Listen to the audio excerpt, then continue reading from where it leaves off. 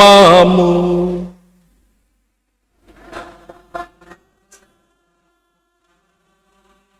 Inilah Injil suci menurut Markus.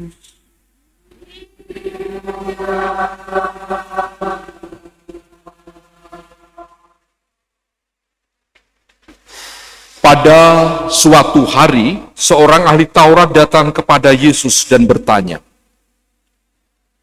"Perintah manakah yang paling utama?"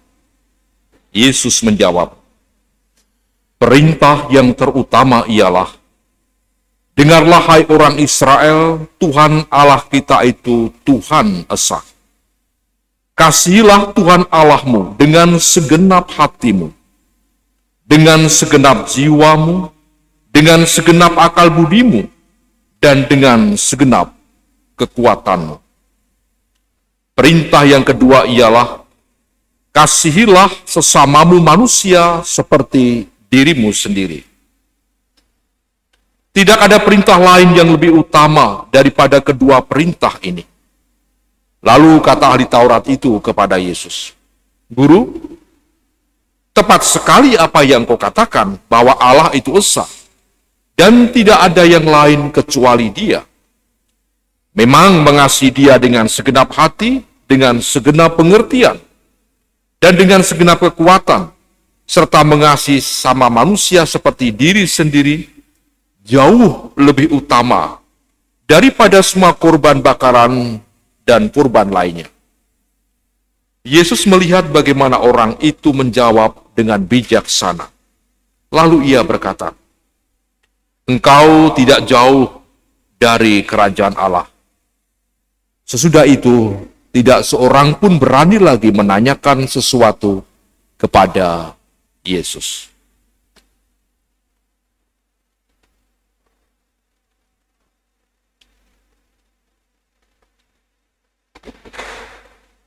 Demikianlah sabda Tuhan.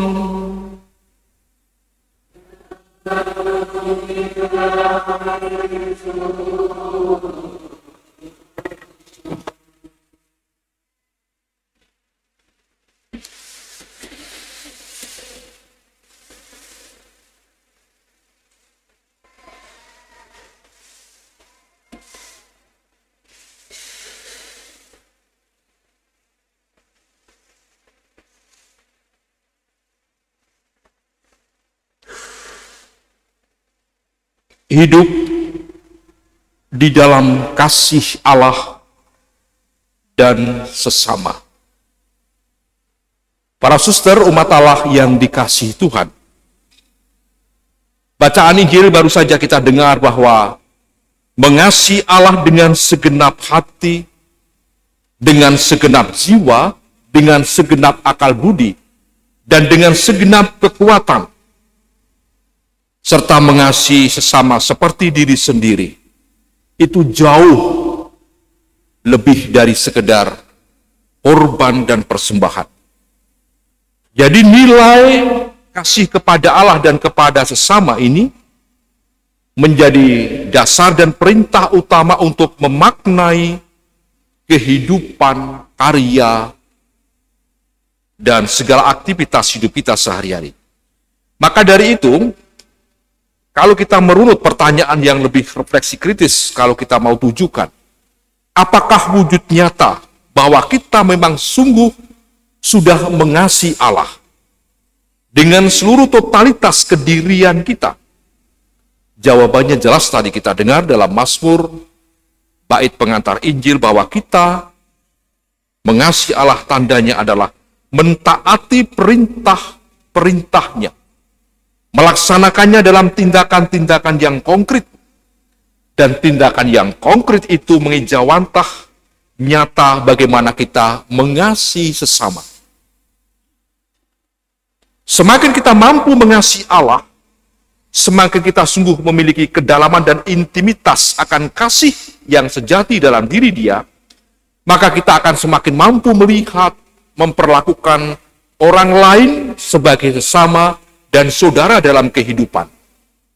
Kita akan mudah tergerak oleh belas kasih dan bahkan seperti orang Samaria yang baik hati, akan gampang mudah simpati, empati, dan terdorong untuk melakukan tindakan untuk bisa membantu orang keluar dari persoalan hidup. Dan bahkan sampai ke kedalaman bahwa sakitmu itu juga sakitku, duka deritamu itu juga menjadi duka deritaku, dan kau adalah sesama dan saudara dalam hidupku. Dan sekaligus seperti orang Samaria, kita juga dituntut, diminta bagaimana melihat, memperlakukan orang lain sebagai sesama dan saudara. Ini wujud nyata konkret. Wujud nyata yang lain adalah bahwa ada komitmen dalam diri kita untuk bahwa hidup mati kita ini milik-Mu Tuhan. Dan aku mau bekerja sampai kapan dan dimanapun hanya untuk Engkau. Maka dari itu, kalau kita mengklaim atau menyatakan bahwa kita mengasihi Allah, seperti yang dikatakan oleh Santo Yohanes, jika ada orang yang berkata, aku mengasihi Allah, dan kemudian membenci saudaranya, ia telah mendustai dirinya sendiri. Karena barang siapa tidak mengasihi saudaranya, yang dilihatnya, maka tidak akan mungkin mengasihi Allah yang tidak kelihatan. Dan Yesus sendiri juga pernah mengatakan, apa yang kulakukan untuk salah saudaraku yang paling hina ini, itu engkau lakukan buat aku. Jadi wajah Allah, citra Allah, gambar Allah, itu terjerma tampil dalam diri orang-orang yang ada di sekitar kita. Umat Allah yang terkasih, pertanyaan refleksi lebih lanjut adalah, apakah tanda bahwa kita itu mengasihi sesama? Jawabannya juga jelas. Pertama, seperti kita mengasihi diri kita sendiri.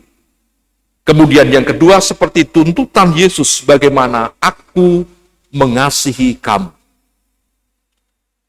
Sebagai manusia, kita juga ingin diperlakukan.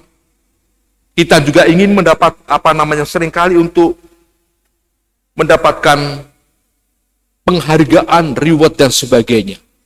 Kita juga kadang-kadang ingin diperlakukan sebagai manusia yang utuh, yang punya nilai sebagai gambar citra Allah. Tetapi tidak cukup untuk itu. Tidak cukup berhenti sampai di situ. Kita juga tidak cukup bahwa kita juga ingin diperlakukan, kita juga ingin katakanlah mendapatkan kasih dari yang lain. Tidak berhenti sampai di situ. Tetapi Yesus meminta kita jauh melampaui itu. Bagaimana kita harus mengasihi adalah ukurannya, takarannya adalah bagaimana Kristus mengasihi kita. Maka dari itu kita dipanggil untuk mencintai. Bukan hanya orang yang mencintai kita. Kita kadang-kadang harus mendoakan orang yang berbuat salah, orang yang mengkhianati, orang yang membuat hidup kita menjadi terluka dan menderita. Kita juga harus mengampuni dosa-dosa orang yang akibatnya itu bisa membawa kepada deritaan. Dan sekaligus pemisahan hubungan yang selama ini dalam akrab dan mesra. Kalau kita mencintai orang yang mencintai kita, apa bedanya dengan orang yang berdosa? Kalau kita membantu, berbuat baik kepada orang yang berbuat baik dan membantu kita, apa bedanya dengan yang lain? Kalau kita tersenyum, berbahagia, ramah dengan orang-orang yang baik hati, dengan kita apa bedanya dengan yang lain? Yesus meminta kepada kita untuk mampu keluar dari zona aman dan nyaman. Di situ ada dimensi pengorbanan. Kita rela untuk seperti Kristus, sebagaimana yang ia katakan sendiri. Tidak ada kasih yang lebih besar daripada kasih seorang yang menyerahkan nyawanya untuk sahabat-sahabatnya. Saya tidak cukup untuk menghormati saudara. Saya tidak cukup untuk membantu saudara.